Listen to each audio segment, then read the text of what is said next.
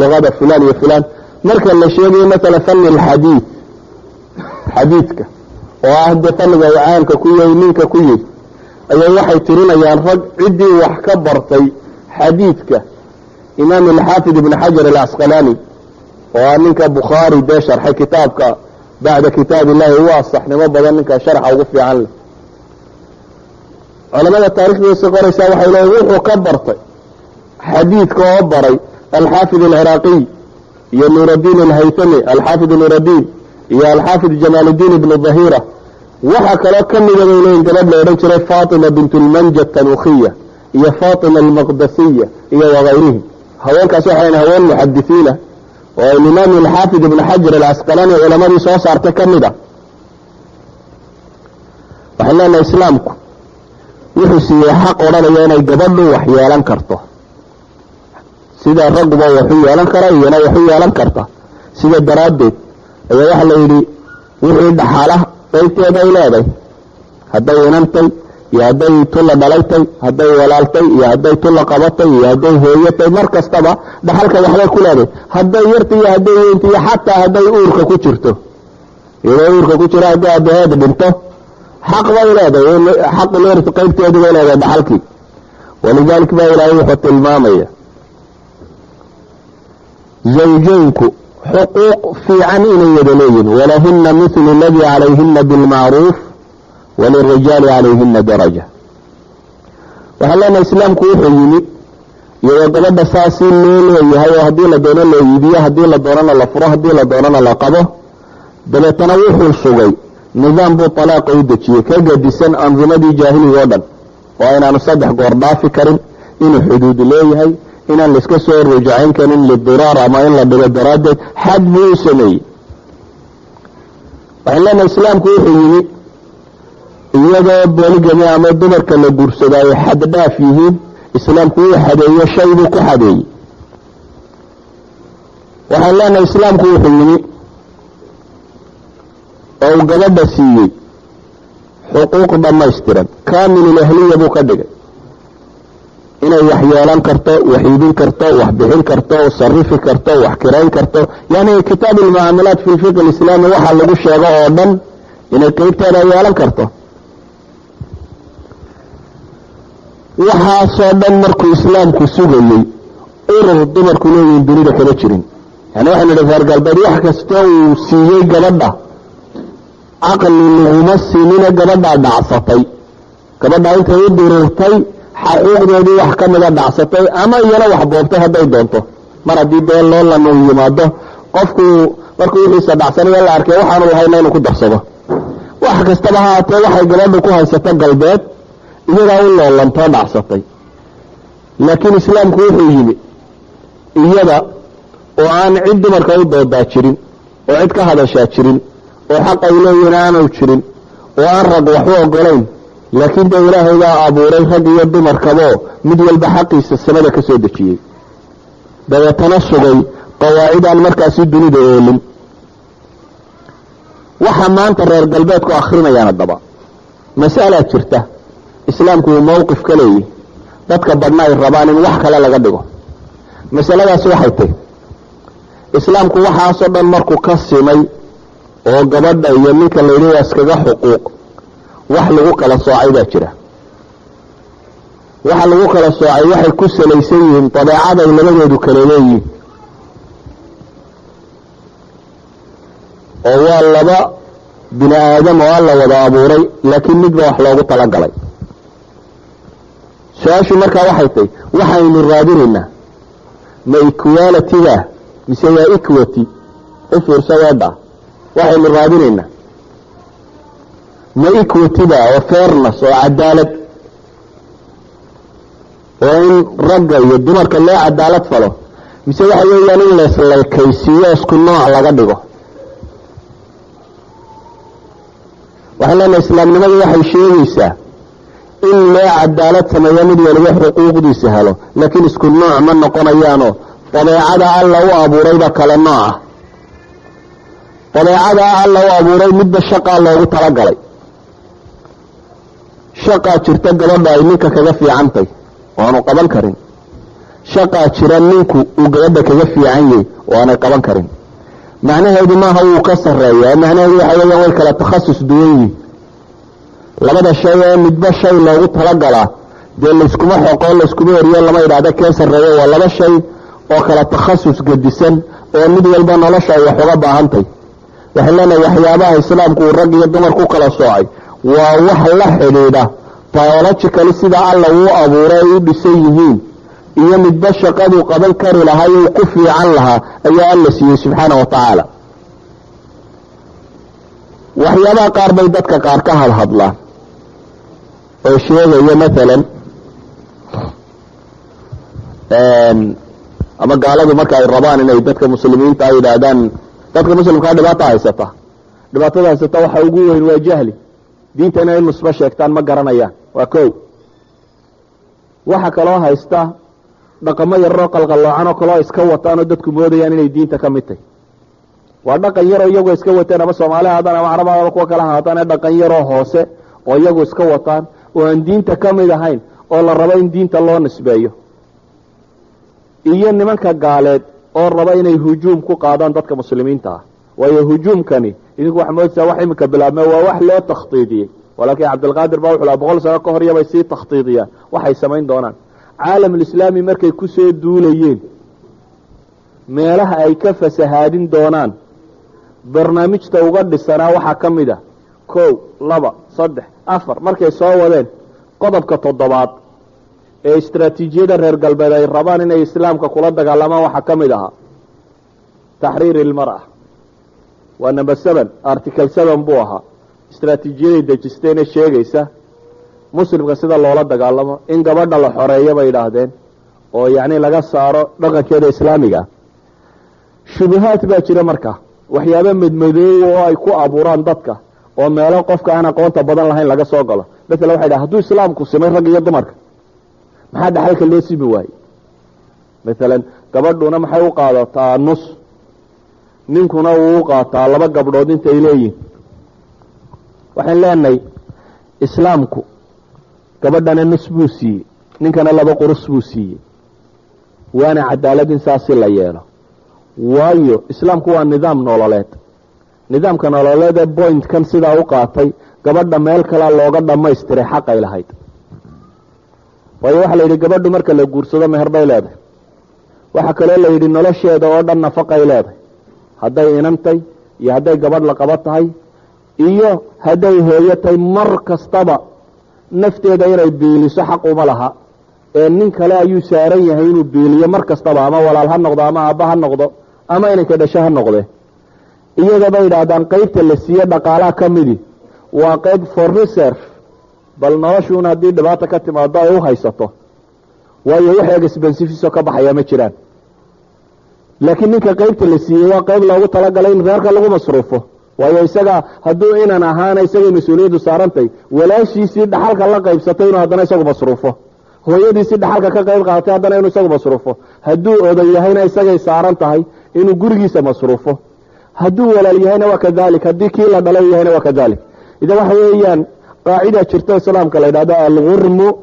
bilgunm. dayntu ama waxa la helaya waxa la bixinaya waa inay u dhigmaan proportional, expensiveska baxaya iyo dakhligu waa inay isu dhigmaan. gabadhu markaa miyay xaq badsatay mise way xaq yaraysatay? waxa meesha taalla maalan waxa la islaamku hadduu rag iyo dumarka simay maxaa magtooda loo simi waaye? markaasay dumarku yidhaha waa runo, gabadhana waxaa la yidhi waa 50, ninkuna waa 100, markaa ma sinna. sidaa miyay tay? waxaan leenahay in gabadhuna 50 tay ninkuna 100 yahay waa shareeco islaamiga ku sugan. laakiin waa maxay sababtu? xagay ka timi? ma qiimo qofba oo ninkana qiimihiisa yaro buuran oo 100 ah,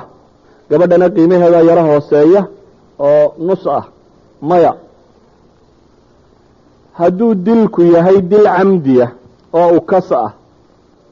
shareecada islaamiga waa qisaas. ninkiiyo gabadhuna waa isku mid, ka la dilay hadduu nin yahay iyo ka wax dilay hadduu gabadh yahay waa isku mid, ee dilku waa dil, waana loo dilaya. haddii ay dee reerkii weliyu dembiga ay yidhahdaan hana loo dilo waa loo dilaya,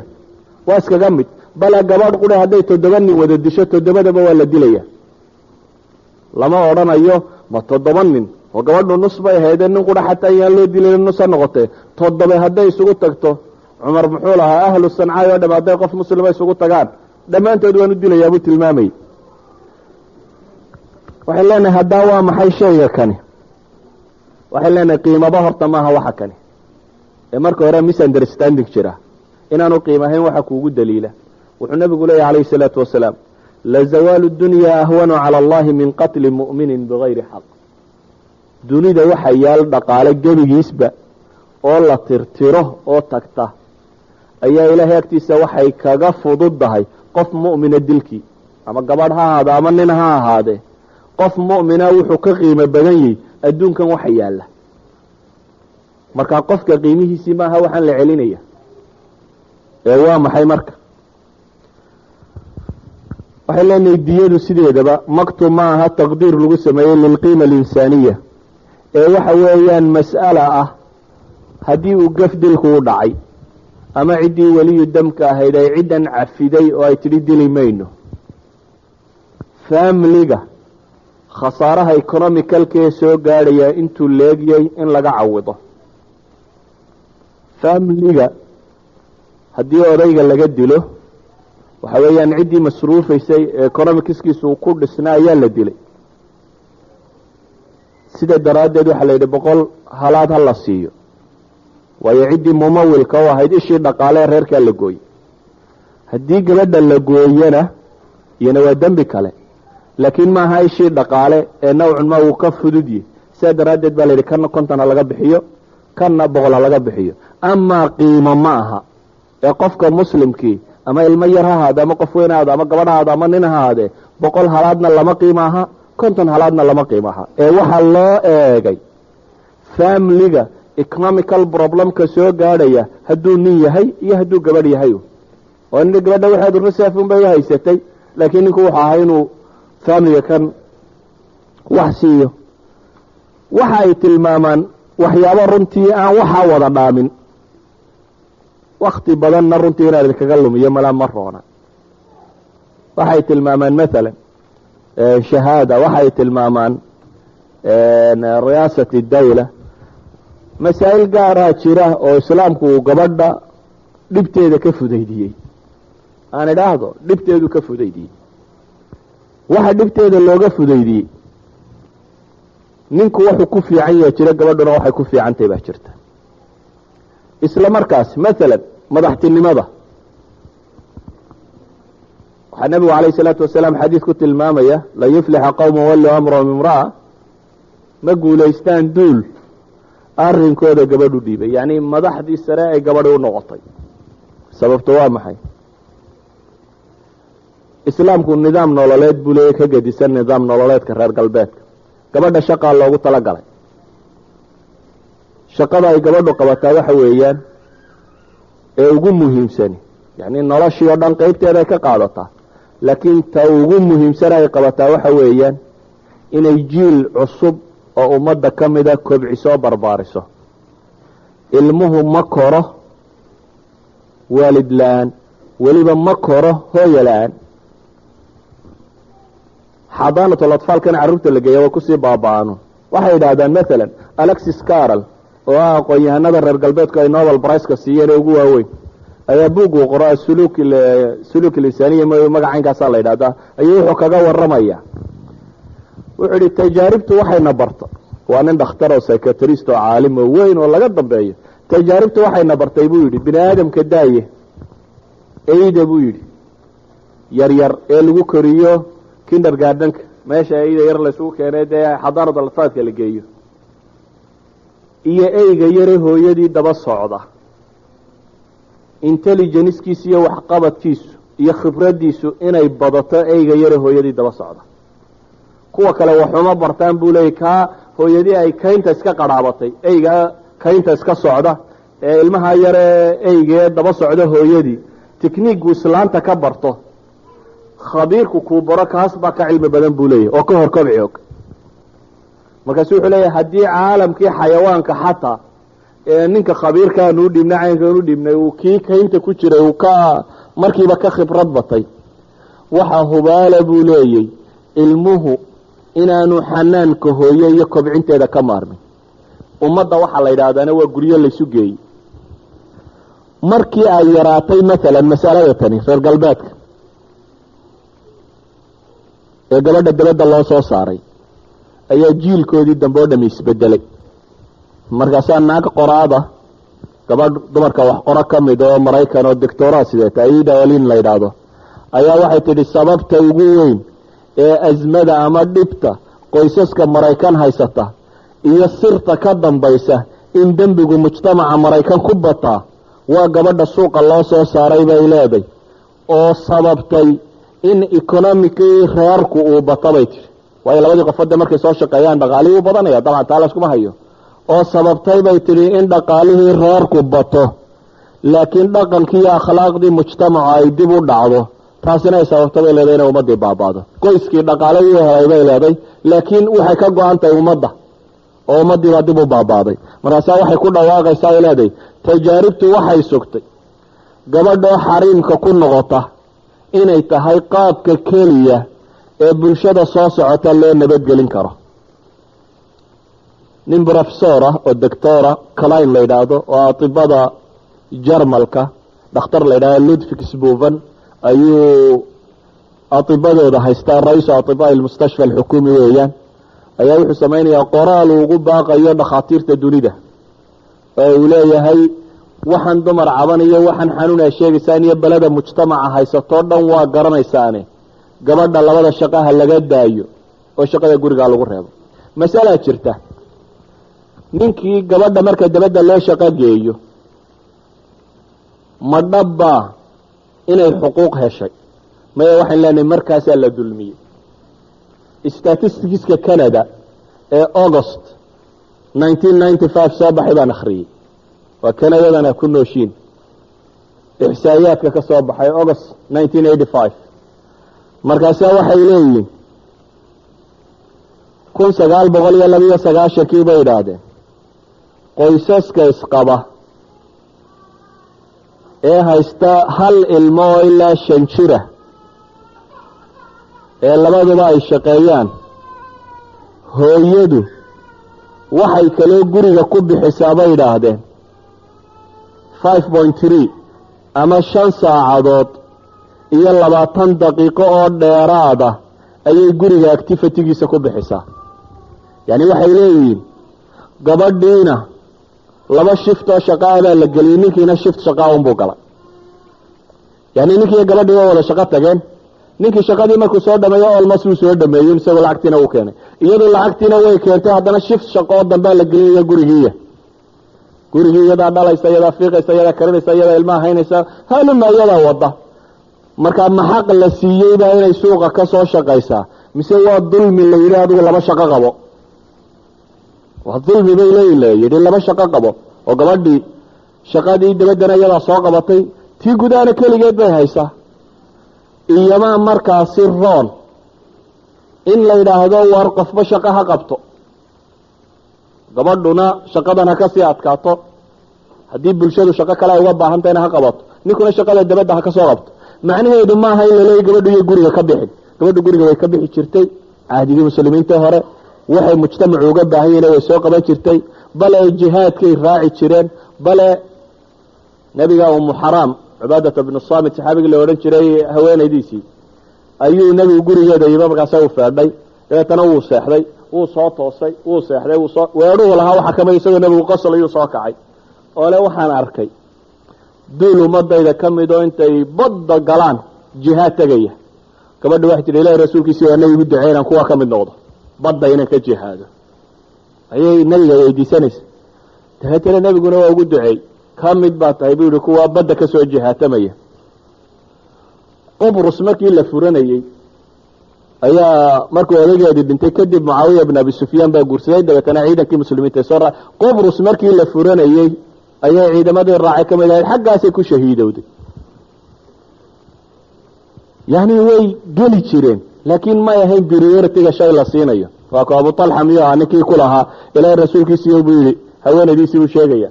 oo halkan toorre yar sidataa maraysaa ciidankii markaasuu nebigu ku qoslo wuxuu yidhi iyadiibuu ku yidhi naamacad ku falaysaa toorreyatan waxaan rabaa bay tihi mid gaal oo meesha maraynta halkaa ka suro inay la caloosha dilaaciyaada la doonayaa bay tihi umu salama waxaan uga jeednanaa gabadha nolosha caadiga way ka qayb geli kartaa laakiin maaha priority-ga shayga la siinayo waa shay naadira oo dhici kara laakiin ma aha asalka ta kale waxaa jira maalan haddii labadan qofna noloshiisu jiljileec iyo caynkan bay ku salaysantahay qofna xaag kale bal waxa aad adayga ku salaysan oo dhan u fiirso gabadha dabaddaa loo saaray ninkii dabaddaa loo saaray waxaa la yidhi cayaaraa wada cayaara wada booda wada orda wada kan ma ku sinmeen bal ii sheega record dunida yaalo wax la cayaaro oo recordka dumarka iyo ka raggu isleegyihin miyuu jiraa miyaanay training isku mida helin miyaanay laba qof oo isku daa ahayn miyaanay labaduba xoogganeen waay waxay leenahay dee biologically baanay isku mid ahayn ragga xufta carara iyo dumarka xufta carara isku mid maaha ragga baaskidka cayaara iyo dumarka baaskidka cayaara isku mid maaha ragga kan qabtay waa shaqo masalis iyo xoog u baahan waa jirtaa malihin imra'a xadiida dumarka kama soo bixi karto yani laa xukma linaadir iron woman waa iska suurtagal in la helo hal xabo oo mar si fiican wuxuu yaro qabqabatay laakiin macnaheedu ma aha in nolosha taa lagu saleeyo waxaan leenahay marka islaamku kolley waxaan jeclay waan iska garanayaa baabkan mar haddaan furfuray asiiladiisuna inay badanayso su-aalahan kaga jawaabi doonaa wax badan laakiin waxaan leeyahay hal mid aan dib idin xasuusiyo oo waxaan oo dhan fudaydinaysa waxa weeyaan yaa inaga ina leh yaa si qaanuunka inoo dejinaya ma nin baa idinka xuquuqda badhna idin siinaya badhna idinka qaadaya mise ninka iyo gabadhaba cid baa xaqa wada siinaysa una u wada dejinaysa waxaan leenahay dhammaanteen alla ina wadale subxaana wa tacaala nin xuquuqu gabadh siiyeyna ma jirto gabadhi xuquuq nin kaga maqan ay ka doonaysaana ma jirto ilaahayna huwa alcaliimu alkhabiir alaa yaclamu man khalaq